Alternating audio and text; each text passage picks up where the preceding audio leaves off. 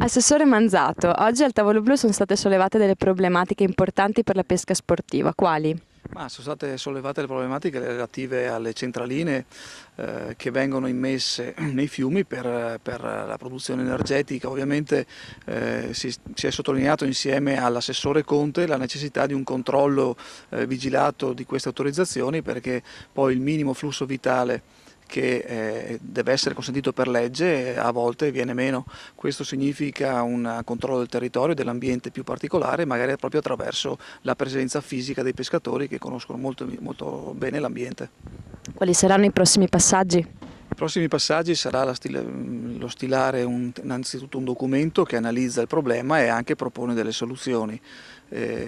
Questo è importante poi per la giunta regionale, perché possa prendere in considerazione la realtà del problema e in qualche modo poter governare questo tipo di richieste di autorizzazioni, perché il territorio possa essere in equilibrio e non magari invaso da centraline che hanno lo scopo sì energetico, ma anche quello di offrire delle opportunità finanziarie a chi fa l'investimento. Quindi non è solamente l'investimento finanziario da tenere presente, ma anche la tutela ambientale.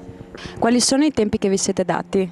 I tempi che ci siamo dati sono quelli innanzitutto di un mese di tempo per fare l'analisi, però ovviamente poi ci sono i tempi tecnici che sono legati ai tempi di modifica delle norme, modifica dei documenti amministrativi, la presenza quindi anche dei soggetti della pesca all'interno di questi momenti decisori.